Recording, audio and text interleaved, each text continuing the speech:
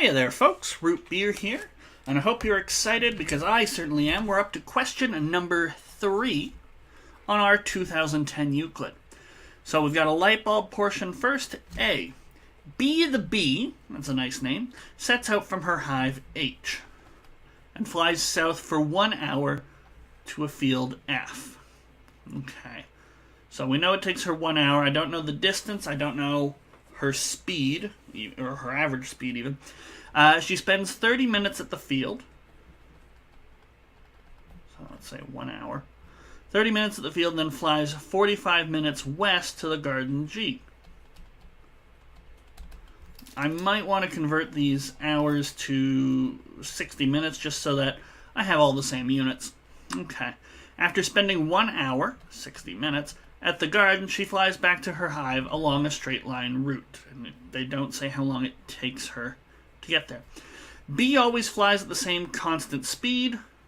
They don't tell us what that is, so we might say like B, I don't know, meters per minute. Doesn't really matter the units, honestly. B always flies at the same constant speed. What is the total length of time in minutes? Okay. If they'd asked for hours, then I would have said, well, this is 1 hour, and this is half an hour, and this is 3/4 of an hour. But looks like converting everything to minutes was fine.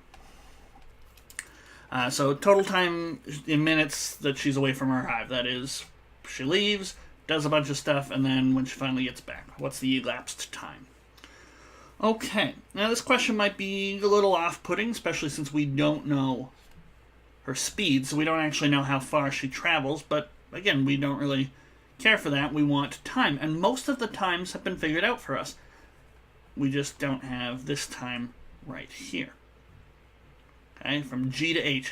How long does it take B to travel from G to H? Okay, but if we get distances for H and F, and then use the Pythagorean theorem, because due south, due west, these make right angles. We should be able to get the distance from G to H, and then that'll be in terms of B, but I think the B term should divide out.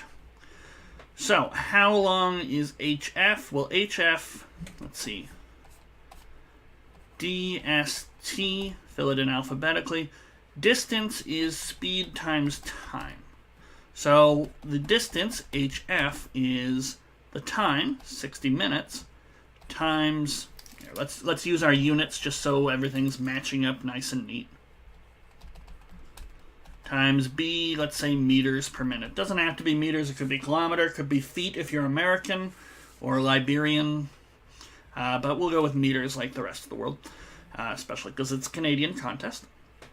Alright, so things will largely cancel out, so HF is 60 B meters. No idea what that is. I would need to know a value for B, and I don't think there's a way to figure that out. Now, GF takes 45 minutes. So 45 minutes times B meters per minute, we get 45 B meters. Okay, and now we want GH. Well, GH squared. And if you want to write it up nice and neat, you would say something like by Pythagoras because we got a right angle here. But it's a light bulb, so we can skip that stuff if we're confident in our work and our final answer. Okay, so GH squared, no idea what it is, but it's 60B squared plus 45B squared. Okay, now you can expand this out, you'll get some B's, B squareds will collect on the right hand side, and you'll be able to simplify, or you could notice it's a 3, 4, 5 triangle, and you could jump straight to, well, GH squared is going to be 75B squared. Okay?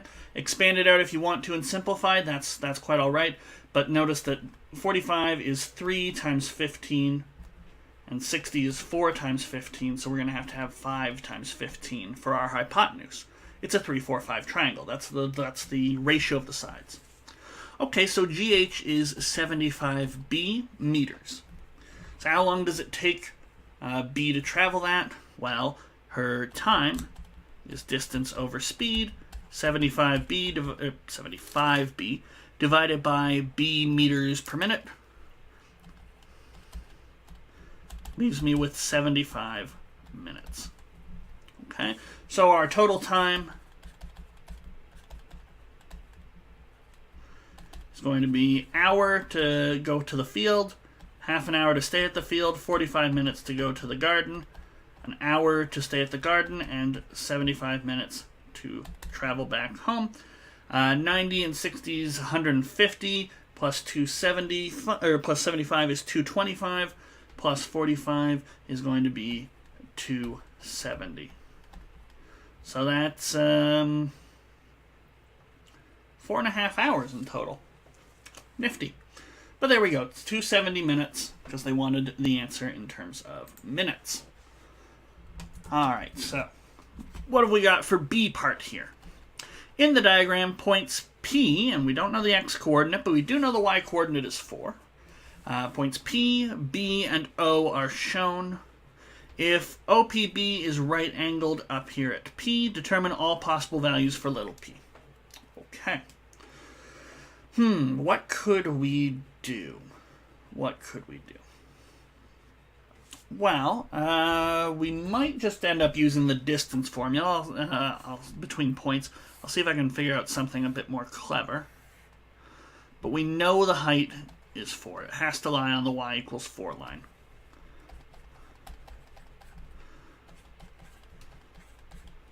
Okay, then 0, 0.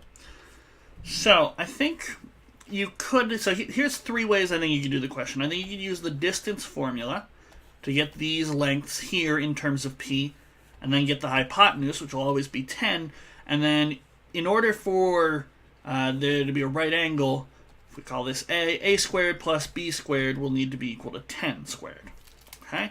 That's one way to do it. I think that's the worst way to do it, just because the distance formula is a little annoying to work with.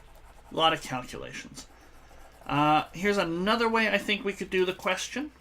We know we've got a base of 10, and we know, for example, our height, wherever P is, wherever point P is, it's at a height of 4. This can break things up into smaller right angle triangles. You can show that they're similar. And this distance here is P, and so you can try and get some ratios, so we'll get 10 minus P. So since they're similar, you'll all have the same sort of ratio, and I suspect P to 4 to 10 minus P will form a geometric sequence, I'm pretty sure, and that'll be fine. Okay, here's my way of doing it. I don't know if it's necessarily better or worse than the similar triangle way of doing things, but with right angles, especially with an early question, I try and think, how would a grade 9 or grade 10 student solve it? And I'm going to go with slopes, because we've got 2 lines here, OP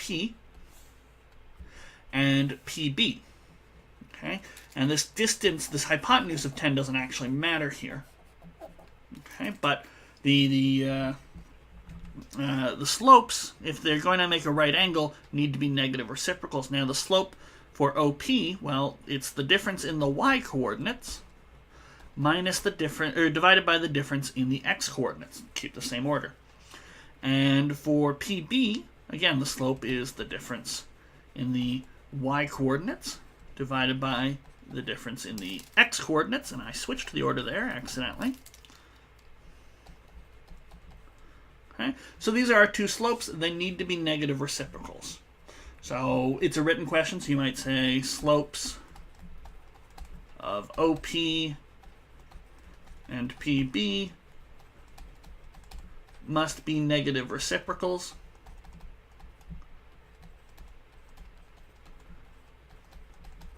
And then I would calculate the slopes separately in terms of P, and then set up this equation. So 4 over P, which is that first slope, must be negative 1 over 4 over P minus 10. Okay? But that becomes P minus 10 over 4 times negative 1, and that becomes 10 minus P over 4. Okay?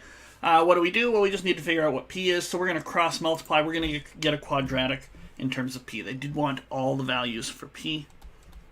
So tell them what you're going to do. We can say cross multiply.